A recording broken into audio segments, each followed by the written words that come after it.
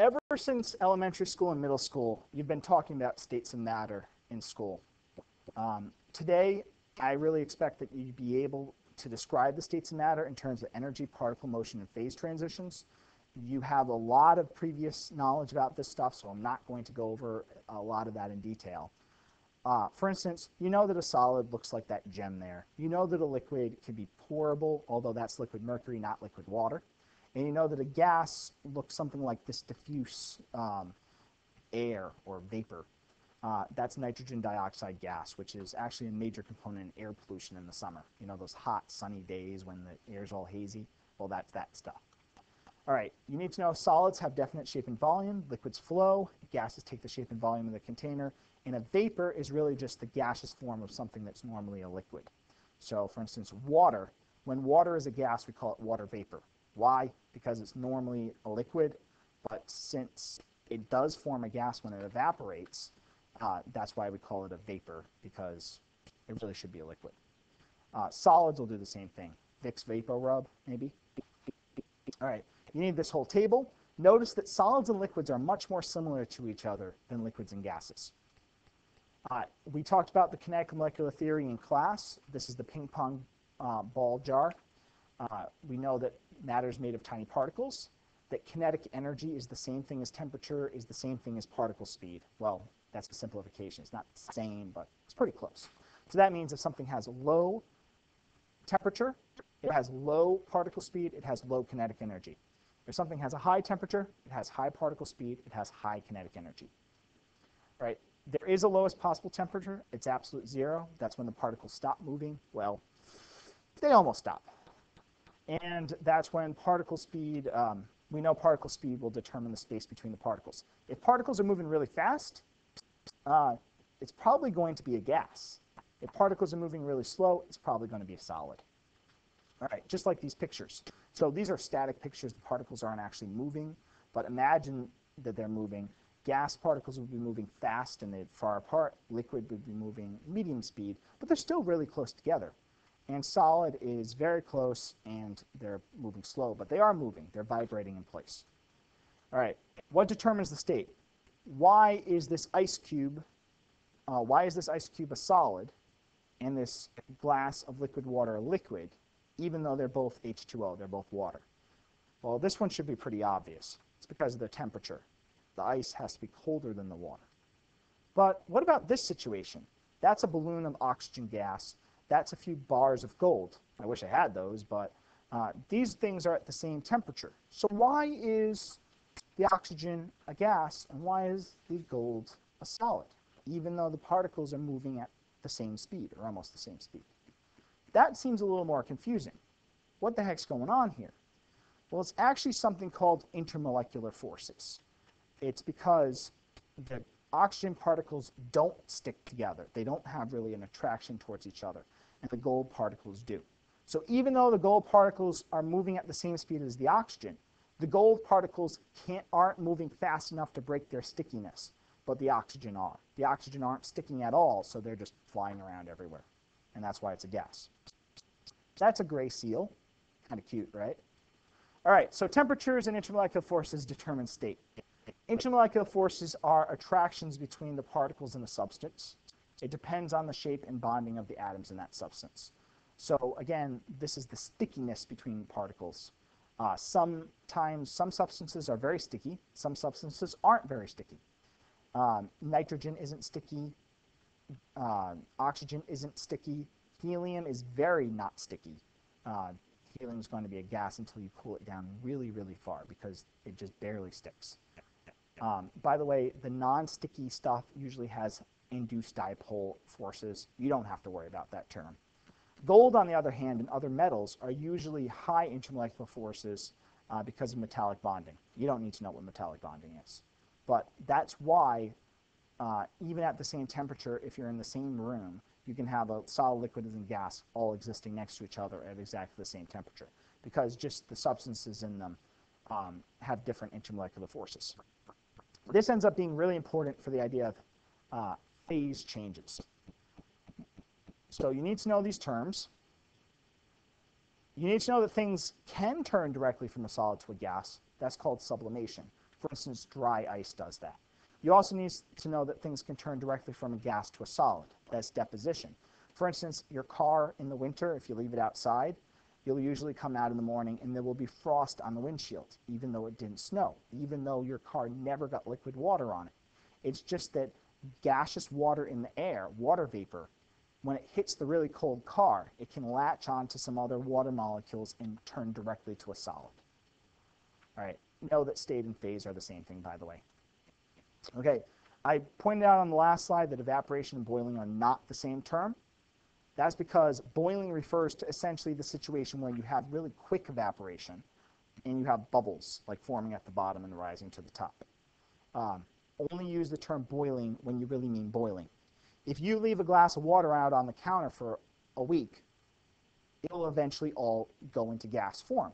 That's called evaporation because it never actually got hot enough to boil during that time. All right, you need to know something about entropy to kind of understand this. For instance, why is it that if you put a glass of water out on the counter, all the water molecules, the liquid water, will all turn to gas? But if you put an empty glass on the counter, it won't fill with water molecules that are already in the air. That seems like why does one happen, not the other? Same thing. You put an ice cube tray in the freezer, it has ice cubes all in it. If you wait 2 months, those ice cubes will shrink and shrink and shrink. And the reason they do that is they actually sublime. Solid ice, solid water molecules will actually turn into a gas on their own. But gaseous water won't really turn back into a solid in the ice cube tray in the same way. So if you put an empty ice cube tray in the freezer, you won't get nice ice cubes after a few months, ever. You might get some really nasty frost, but that's not in the nice little wells of the ice cube tray. All right, this is actually one of the fundamental laws of the universe. It's called the law of the second law of thermodynamics. Entropy is the trend towards disorder. It's the natural tendency for a system to become more and more disordered. So think about this in the context of your room at home. If you don't put work and energy into cleaning your room, it gradually turns into a mess, right? Next time your mom and dad says, clean your room, why does your room get so messy? You can say to them, my room gets messy because of the second law of thermodynamics, which says everything tends toward disorder. So it's the same rule that says why an empty glass put out on the counter won't get liquid water in it from the air so easily. All right, you need to know that that means that solids are most likely to sublime and liquids evaporate and gases diffuse because gases are the most disordered form of matter. Solids are all in one place. They're pretty ordered. All right, we've seen this in lab. It's a heating cooling curve.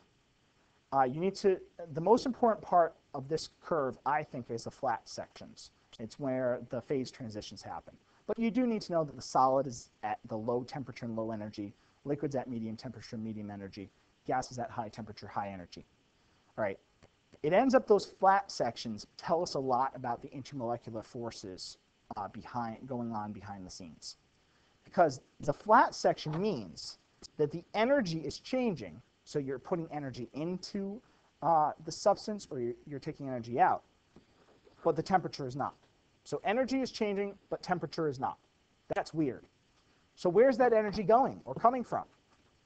Well, it's actually the intermolecular forces. So let's look at the solid. When an ice cube melts and turns into a liquid, the temperature can't go up until all the ice has melted. That's what I call at least the iced coffee effect. Same thing when a liquid turns into a gas. You can't get the temperature go up till all the liquid's gone. There's actually a cool thing you can do at a campfire.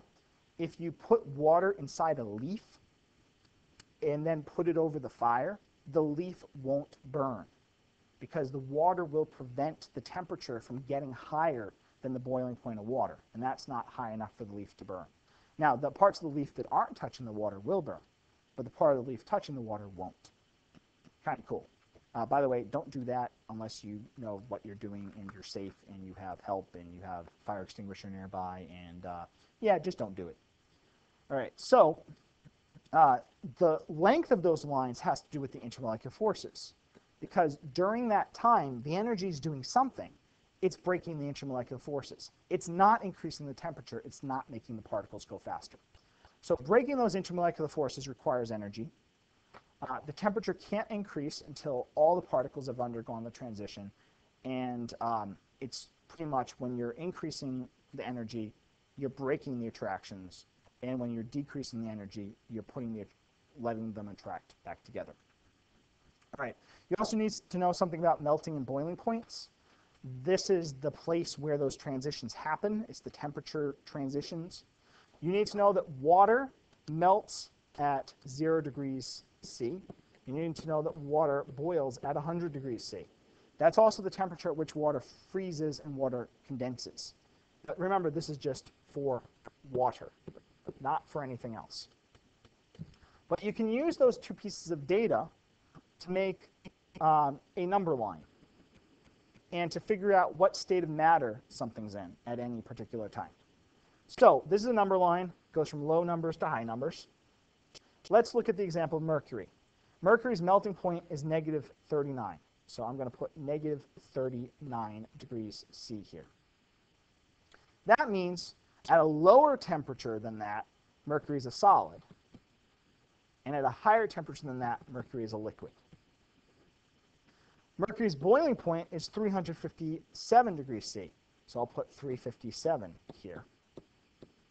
That means below 357, mercury is a liquid, and higher than 357, mercury is a gas. All right, so the question here asks, what state is mercury at negative 50 degrees C? Well, the only question is, where is negative 50 degrees C on the number line? And I say it's here.